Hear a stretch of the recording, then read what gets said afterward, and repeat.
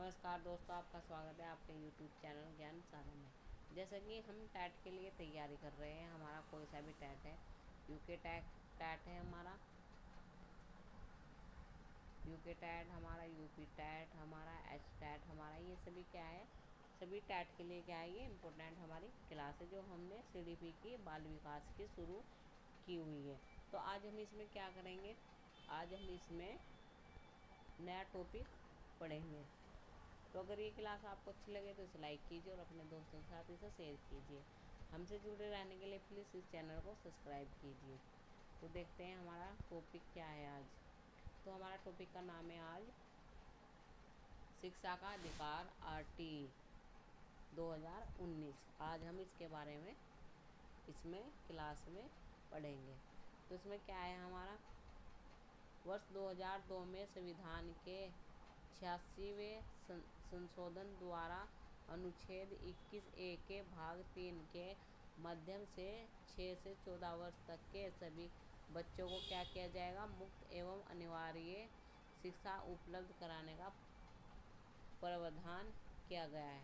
जो शिक्षा का अधिकार है ना हमारा 2019, उसमें क्या है, जो हमारे 6 से लेकर 14 वर्ष तक के बच्चे हैं उनको क्या किया जाएगा, उन सभी को बच्चों को क्या किया जाएगा, मुफ्त अनिवार्य शिक्षा दी जाएगी हमारी, यानी कि 6 से 14 वर्ष के बच्चे हैं। फिर क्या है, इसको प्रभावी बनाने के लिए 4 अगस्त 2009 को लोकसभा में यह अधिकार प्रकाशित किया गया, जो 1 अप्रैल 2010 से पूरे देश में क्या हुआ, लागू हुआ। तो यह माने कि अधिकार अधिनियम कब पारित हुआ, ये हुआ हमारा 4 अगस्त 2009 को, और कब लागू किया गया, ये 1 अप्रैल 2010 से पूरे देश में ये लागू किया गया। फिर हमारी क्या है, धारा 12 के अंतर्गत क्या आता है, RT 2019 के अनुसार प्राइवेट स्कूल में कितने प्रतिशत सीटें गरीब विद्यार्थियों के लिए आरक्षित होगी, यानी कि कितनी प्रतिशत होगी, वो होगी हमारे 25% होगी। जो प्राइवेट स्कूल में हैं उसमें जो गरीब बच्चे हैं उनकी कितनी सीटें होगी, 25% होगी। फिर क्या है, RTI का ऑफिशियल नेम क्या है, the right of children to free and complex education act 2009, यानी कि निःशुल्क और अनिवार्य बाल शिक्षा का अधिकार अधिनियम 2009। ये क्या है, हमारे RTI की फुल फॉर्म है।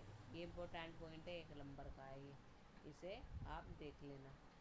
नेक्स्ट क्या है हमारी, फिर धारा 13 में क्या है हमारा, धारा 13 में प्रत्येक व्यक्ति फीस पर शुल्क का 10 गुना जुर्माना देना होगा, यानी कि प्रत्येक व्यक्ति को फीस लेने पर क्या होगा, अगर कोई भी टीचर है वो क्या बच्चों से क्या है फीस ले रहा है, तो उसे क्या होगा, 10 गुना जुर्माना देना होगा शिक्षक को। फिर क्या है, धारा 14 में क्या है, किसी बच्चे के पास जन्म प्रमाण पत्र न होने की स्थिति में विद्यालय में प्रवेश लेने से इनकार नहीं किया जाएगा, यानी कि धारा 14 में क्या है, अगर बच्चे पर क्या है जन्म प्रमाण पत्र नहीं है ना, तो उसमें क्या होगा, उस विद्यालय में क्या है इनकार नहीं किया जाएगा एडमिशन के लिए, उसे प्रवेश के लिए, यानी कि वो प्रवेश ले सकता है। फिर धारा 15 में क्या है, बच्चों को शैक्षिक वर्ष के आरंभ में प्रवेश दिया जाएगा, यानी कि बच्चों को क्या किया जाएगा,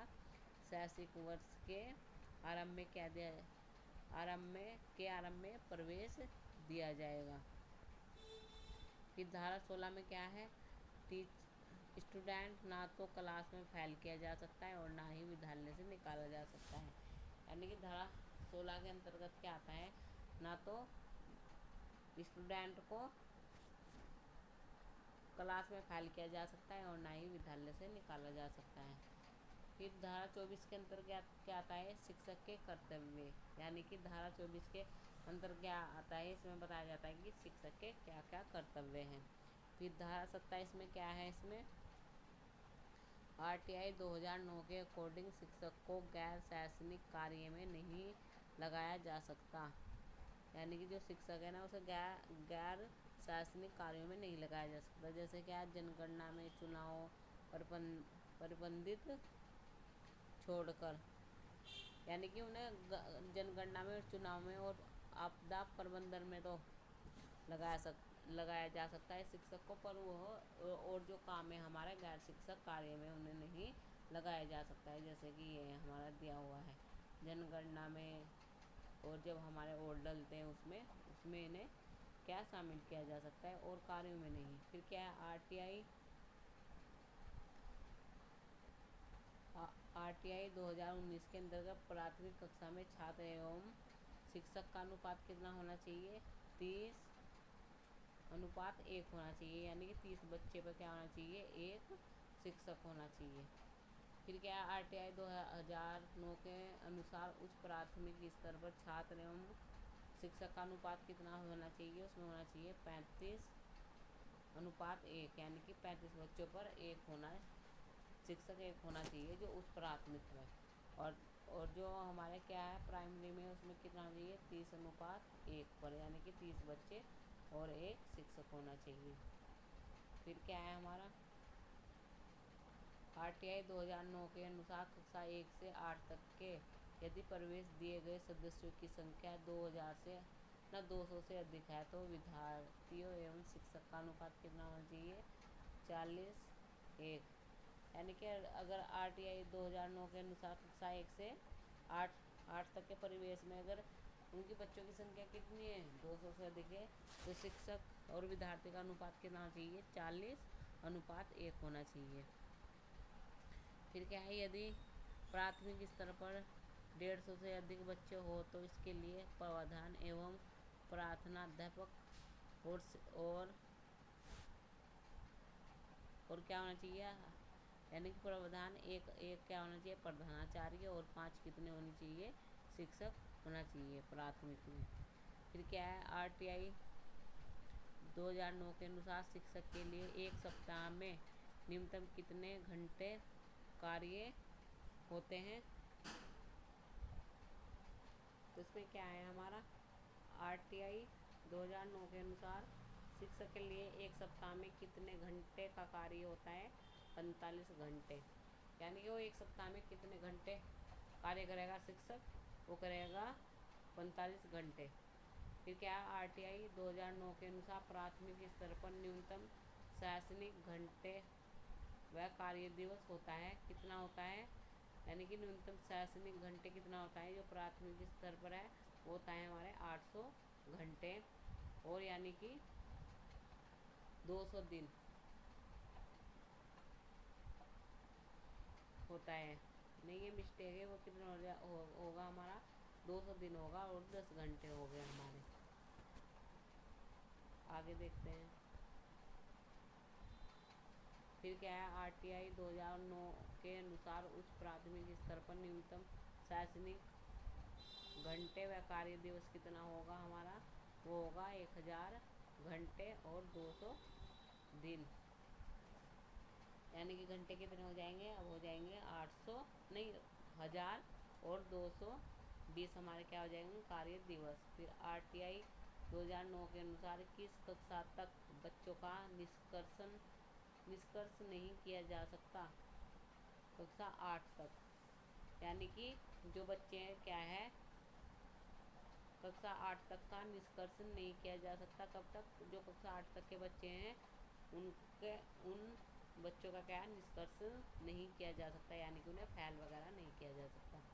फिर आरटीई के 2009 के अनुसार कक्षा 1 से 5 तक के बच्चों को घर से विद्यालय की दूरी कितनी होनी चाहिए? 1 किलोमीटर के दायरे में उनका स्कूल होना चाहिए। जो कक्षा 1 से लेकर 5 तक के बालक हैं उनके घर की विद्यालय से दूरी 1 किलोमीटर होनी चाहिए। फिर आरटीआई 2009 के अनुसार एसएम यानी कि स्कूल मैनेजमेंट कम्युनिटी का अध्यक्ष होता है। कौन होता है? अब अभिभावक होता है। कौन होता है? अभिभावक होता है। नेक्स्ट है हमारा, इस अधिनियम के अनुसार स्कूल के विकास के अनुदान एवं खर्च का उत्तरदायित्व विद्यालय प्रबंध समिति का होता है। यानी कि इस अधिनियम के अनुसार स्कूल के विकास के अनुदान एवं खर्च का उत्तरदायित्व विद्यालय प्रबंध समिति का अध्यक्ष होता है। फिर RTI 2009 के अनुसार विशेष आवश्यकता वाले बच्चों को किस शिक्षा व्यवस्था के अंतर्गत पढ़ाना चाहिए। समावेशी शिक्षा के अंतर्गत उसे क्या करना चाहिए, बच्चों को पढ़ाना चाहिए। यानी समावेशी का मतलब क्या है, जो जहाँ सब बच्चे मिलजुल कर पढ़ते हैं। फिर क्या है, शिक्षा का अधिकार अधिनियम 2009 के क्रियान्वयन के बाद कक्षा का आयु के अनुसार अधिक समझातीय है। यानी कि जो शिक्षा का अधिकार है वो क्रियान्वयन के बाद क्या होना चाहिए, कक्षा के आयु के अनुसार अधिक क्या होना चाहिए, समझातीय होना चाहिए। फिर क्या है, RTI 2009 के अकॉर्डिंग दिव्यांग बच्चों के लिए मुख्य शिक्षा 18 वर्ष तक है। यानी कि जो दिव्यांग बच्चे हैं उनके लिए मुख्य शिक्षा कब तक है, 18 वर्ष तक। नेक्स्ट है हमारा RTI के अनुसार धाराएं एवं नियम। यानी कि RTI के अनुसार क्या है हमारा, धाराएं एवं नियम। तो निःशुल्क एवं अनिवार्य बाल शिक्षा का अधिकार 6 से 14 वर्ष तक की आयु के बच्चों को पहले से 8वीं कक्षा तक का प्रावधान किसके अंतर्गत आता है, धारा 3 के। फिर क्या है, जिन बच्चों की आयु 6 वर्ष से अधिक है तथा किसी कारण वर्ष स्कूल में प्रवेश नहीं हुआ, उनके लिए विशेष उपलब्ध किसके अंतर्गत आता है, धारा 4 के। बच्चों का अन्य स्कूलों में स्थानांतरण का हक होता है किसके अंतर्गत, धारा 5 के। निर्धारित सीमा में विद्यालय स्थापित करना होगा तथा बुनियादी ढांचे से तैयार करने में 3 वर्ष से ज़्यादा समय नहीं लगना चाहिए। ढांचा कब तक होना चाहिए हमारा, 3 वर्ष के ज़्यादा नहीं समय लगना चाहिए बुनियादी ढांचा तैयार करने में। फिर है हमारा नेक्स्ट, दुर्बल और गरीबों को नज़दीकी स्कूल में कितना आरक्षण मिलना चाहिए, 25% दिया जाना चाहिए। ये किसके अंतर्गत आता है, धारा 12 के। फिर क्या है, बालक विहित समय के 6 महीने तक कभी भी स्कूल में प्रवेश ले सकता है। यानी कि बालक होता है जो वो विहित समय के 6 महीने के बाद कभी भी क्या ले सकता है, स्कूल में प्रवेश ले सकता है। कब, कौन सी धारा में आता है, धारा 15 में। किसी भी स्कूल द्वारा बालक को स्कूल में दाखिला लेने से रोका नहीं जाएगा, ना ही उसे बाहर निकाला जाएगा। ये किसके अंदर आता है, धारा 16 के। यानी कि किसी भी स्कूल बच्चे को स्कूल में दाखिला लेने से रोका नहीं जाएगा, ना ही उसे बाहर निकाला जाएगा। ये कब, कौन सी धारा में आता है, 16 में। शिक्षक को किसी गैर शैक्षणिक परियोजना के लिए अभी नियोजित नहीं किया जा सकता सिवाय जनगणना, आपदा राहत और चुनावी प्रक्रिया। ये कब आता है, धारा 27 में। फिर क्या है हमारा, किसी भी स्कूल में अध्यापक के खाली पद कुल स्वीकृत पद के 10% से अधिक नहीं होंगे तथा कोई भी अध्यापक प्राइवेट ट्यूशन या शिक्षण नहीं देगा। ये किसके अंतर्गत आता है, धारा 28 के। बच्चों को कोई बोर्ड परीक्षा पास करना आवश्यक नहीं होगा। प्रत्येक छात्र को प्राथमिक परीक्षा पूर्ण करने का विविध प्रारूप में एक प्रमाण पत्र दिया जाएगा। ये कब आता है, धारा 16 में। फिर क्या है, शिक्षक की गुणवत्ता बढ़ाने के लिए राज्य सरकार एवं राज्य सलाहकार परिषद तथा केंद्र सरकार एक राष्ट्रीय सलाहकार परिषद का गठन करेगी, जिससे ज़्यादा से ज़्यादा 15 सदस्य होना चाहिए। ये किसके धारा में आता है, धारा 16 में आता है ये। फिर क्या है, RTI की विशेषता। तो RTI की विशेषता क्या है, शिक्षक विभाग के कर्मचारी घर 2 जाकर स्कूल से छोटे बच्चों की तलाश करेंगे। जो शिक्षा विभाग के कर्मचारी हैं वे क्या करेंगे, स्कूल से छोटे बच्चों की तलाश करेंगे। प्रत्येक बच्चे को अनुत्तीर्ण नहीं किया जाएगा, यानी कि प्रत्येक बच्चे को अनुत्तीर्ण नहीं किया जाएगा। प्रत्येक शिक्षक न्यूनतम 45 घंटे प्रति सप्ताह अनिवार्य रूप से कार्य करेगा। फिर क्या है, सरकार के ना केंद्र सरकार या संघ राज्य क्षेत्र के प्रशासक द्वारा कोई विधानसभा नहीं है उसमें स्थापित किसी विद्यालय के संबंध में केंद्रीय सरकार उत्तरदायी रहेगी। फिर नेक्स्ट देखते हैं। फिर क्या है, किसी भी बच्चे को कक्षा 8 तक फेल नहीं किया जाएगा, यानी कि कोई भी बच्चा है उसे कक्षा 8 तक फेल नहीं किया जाएगा। प्रारंभिक शिक्षा का अर्थ पहली कक्षा से आठवीं कक्षा तक की शिक्षा है, यानी कि प्रारंभिक शिक्षा का अर्थ क्या है, पहली कक्षा से 8वीं तक की शिक्षा। इस अधिनियम के अनुसार एक शिक्षक पर 40 से अधिक छात्र नहीं होंगे, यानी कि एक शिक्षक पर क्या है, 40 से अधिक छात्र नहीं होंगे, जो कि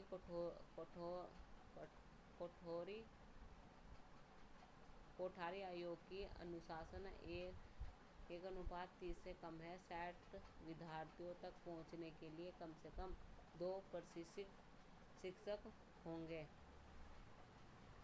छात्र का घर से 1 किलोमीटर के दायरे में स्कूल होगा। सत्र शुरू होने से 6 महीने तक बच्चों को दाखिला दिया जा सकता है, ये मैंने आपको पीछे बताया है। फिर क्या है, फिर इसके अंतर्गत अध्यापक को बच्चों का रैंकिंग रिकॉर्ड अनिवार्य रखना होगा। इस अधिनियम के तहत यह प्रबंध है कि क्रियान्वयन पर जो जैसा खर्च होगा उसका 65% केंद्र सरकार तथा 35% राज्य सरकार वहन करेगी। भारत के पूर्वोत्तर राज्य में। अब हमारे क्वेश्चन है, इन्हें देख लेते हैं। शिक्षक का अधिकार अधिनियम 2009 के क्रियान्वयन के बाद कक्षा कैसे होनी चाहिए। हमारे आयु के अनुसार अधिक समझाती है, आयु के अनुसार अधिक विसमझाती है, या फिर क्या है हमारा अप्रभावी, क्योंकि शिक्षक का अधिकार विद्यालय में कक्षा के औसत आय को प्रभावित नहीं करता। तो कैसा होना चाहिए, इसमें होना चाहिए ऑप्शन नंबर ए, आयु के अनुसार अधिक समझाती होना चाहिए।